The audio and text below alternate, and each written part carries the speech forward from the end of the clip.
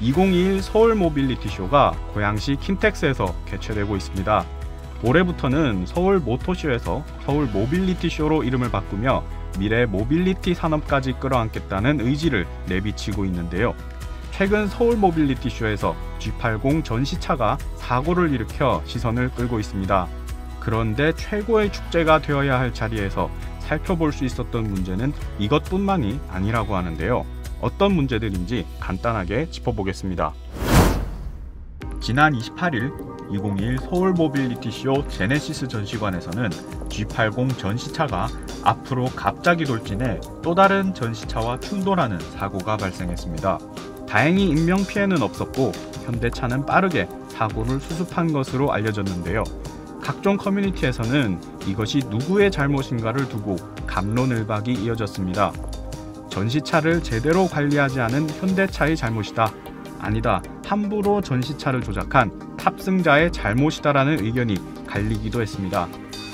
일반적으로 모토쇼에 전시되는 차량들은 안전을 위해 전시 모드를 따로 설정할 수 있다고 하는데요. 어떤 이유에서든 이 전시 모드가 제대로 작동하지 못했고 탑승자는 이를 모른 채 가속 페달을 밟아 사고가 난 것으로 추측됩니다. 사고의 이유야 어찌됐든 현대차 입장에서는 참 난감한 상황이었을 것 같습니다. 그런데 이번 서울 모빌리티 쇼를 관람한 입장에서 좀 난감한 부분이 이 G80 사고만은 아니었습니다. 야심차게 새 출발을 한 서울 모빌리티 쇼를 다소 초라하게 만드는 부분들이 눈에 띄었기 때문이죠. 가장 큰 요인은 참가 업체가 현저히 적었다는 것입니다. 이번 서울 모빌리티 쇼에 참가한 완성차 업체는 국산 수입 브랜드를 통틀어 10곳에 불과합니다. 심지어 국산 브랜드의 경우에는 현대, 기아, 제네시스 등 현대자동차 그룹 계열사만 참여해 국산 브랜드에게조차 외면받았는데요. 수입 브랜드도 BMW, 벤츠, 아우디, 미니, 포르쉐 등 대부분 독일 브랜드가 줄을 이루고 있었습니다. 참가 업체만 적은 것이 아닙니다. 이번 서울 모빌리티 쇼에는 소위 월드 프리미어나 아시아 프리미어, 코리아 프리미어 등 최초 공개 모델이 현저히 적었는데요.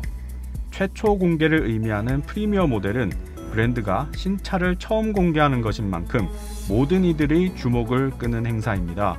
이 주목도는 행사가 펼쳐지는 모터쇼로 자연스레 이어지게 되겠죠. 이번 서울 모빌리티 쇼는 그나마 기아 니로 정도가 세계 최초로 공개됐고 벤츠 EQE와 EQS 53 포맥틱 정도가 아시아 프리미어로 공개됐습니다. 그나마 국내 최초 공개되는 모델들은 BMW 5종, 벤츠 2종, 아우디 4종 등 다양한 편이라 모빌리티 쇼의 체면을 조금이나마 세워주었죠. 물론 이것도 국내 최대 국제 모터쇼라는 타이틀을 생각하면 그리 많다고 할 수는 없을 것입니다.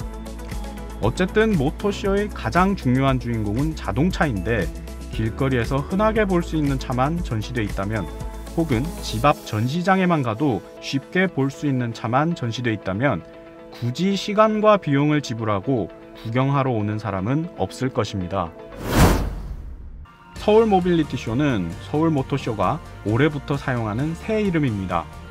그런데 막상 둘러보면 이 이름값이 다소 무색해진다는 아쉬움을 받게 될 겁니다. 모터쇼 대신 모빌리티 쇼라는 이름을 사용하는 이유는 그만큼 다양한 형태의 미래 이동수단을 포용하겠다는 의미를 내포하고 있는데요. 이는 다른 나라의 모터쇼도 마찬가지로 세계적인 추세라고 할 수 있습니다. 그런데 서울 모빌리티 쇼를 관람하면 이 모빌리티라는 단어가 조금 무색합니다. 확실히 전기차가 브랜드의 가장 중요한 하이라이트 모델로 자리 잡고 있지만 미래 이동 기술로 각광받고 있는 자율주행차나 UAM 등은 물론 커넥티드카 기술, 전기차 충전이나 배터리 기술 전시 등도 좀처럼 찾아보기 어려웠죠. 하다못해 요즘 새로운 모빌리티 플랫폼으로 각광받고 있는 전동 킥보드나 차량 공유 서비스 관련 전시도 찾아보기 힘들었고 아직은 자동차만이 주연인 듯 했습니다. 물론 서울 모빌리티 쇼의 규모가 이렇게 작을 수밖에 없었던 이유는 많습니다. 코로나 팬데믹으로 인해 많은 브랜드가 어려움을 겪고 있는 상황에서 기업들이 이를 무릅쓰고 참가하기엔 부담이 많을 수밖에 없죠. 또한 국산차의 경우 현대, 기아, 제네시스가 독주하는 체제 탓에 르노, 삼성이 당장 자랑할 만한 신차가 없는 것, 쌍용은 최근 회사 매각 등 뒤숭숭한 사내 분위기로 인해 참가가 어려웠을 수 있습니다. 수입 브랜드라고 상황이 많이 다르지는 않았겠죠. 그럼에도 서울 모빌리티 쇼가 국내 유일의 세계 자동차 연합회 공인국제 모터쇼라는 지위를 한껏 뽐내기 위해서는 이러한 문제들을 잘 극복해 나갈 수 있어야 할 것입니다. 그래야 브랜드들이 어렵더라도 꼭 참가하고 싶은 모터쇼, 관람객들이 시간과 비용을 들여서라도 꼭 보고 싶은 그런 모터쇼가 되지 않을까요? 어쩌면 이런 고민들이야말로 이번에 발생한 G80 사고보다 더욱 복잡하고 어려운 문제가 아닐까 싶습니다. 저는 다음에 더욱 재미있는 자동차 소식으로 찾아오도록 하겠습니다.